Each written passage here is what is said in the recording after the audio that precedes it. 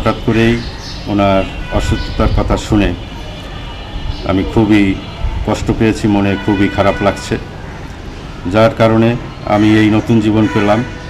তাকে ঈশ্বর কেন এই অসুস্থতা দিলেন? এই পথ ধরে তুমি এসেছিলে, বাঁচাইলে আমারে, শুনিয়েছিলে সেই মর্মবাণী। মানুষের চেয়ে বড় কিছু নাই, নহে কিছু মহিয়ান। যেন সৃষ্টিকর্তা তোমাকে নিজ হাতে পাঠিয়েছিলেন। আমি পেলাম নতুন প্রাণ। অতল সাগরের ঢেউ তীরে আছড়ে পড়লে বালুকাবেলায় যেমন তার রেশ থেকে যায়, প্রিয় তামিম, তেমনি তোমার স্পর্শ আছে আমার বুকের মাঝ বরাবরটায়। আমৃত্যু আজীবন। বছর দুয়েক আগে ঠিক এমনই রোজার ঈদের আগে সুশান্ত অধিকারীর হার্টের চিকিৎসার যাবতীয় খরচ দিয়েছিলেন তামিম ইকবাল খান। বিধিবাম ভাগ্যের লিখনে সেই তামিমই আক্রান্ত হলেন ভয়াবহ হৃদরোগে।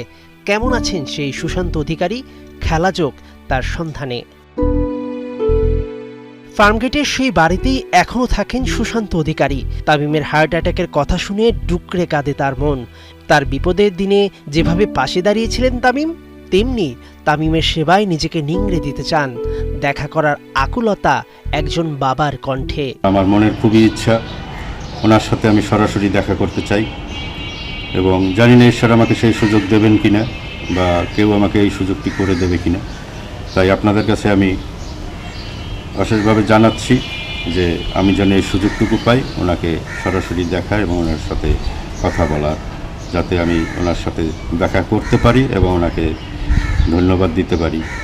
মাঠকর্মী থেকে রিক্সা চালক, সুযোগ পেলে তামিম পাশে দাঁড়িয়েছেন সবার। হয়তো তামিমের ভালো কাজের খাতা খোদাতালা বন্ধ করে দেননি, তাই দিয়েছেন দ্বিতীয় প্রাণ। কেননা মানুষের সেবা করে যেজন, সেই জনই যে সেবিছে ঈশ্বর। বর্তমানে আমি এখন ওনার এবং ঈশ্বরের আশীর্বাদে আমি এখন সুস্থ আছি এবং নতুন জীবন পেয়েছি এই তামিম ভাইয়ের কারণে। তাই আমি ওনার কাছে চিরকৃতজ্ঞ, এবং যতদিন বেঁচে থাকবো ততদিনই আমি এই কৃতজ্ঞতা স্বীকার করে যাব। যদি আবার দেখা হয় তোমার আমার, ভুলে যেও সব অভিমান ছিল অকারণ।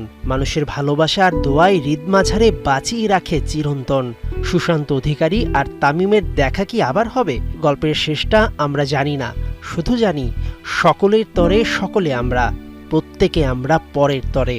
মানুষের প্রতি মানুষের এই অকুণ্ঠ ভালোবাসা বেঁচে থাকুক যুগ যুগ ধরে। মেহেদি নাইম, ৭১।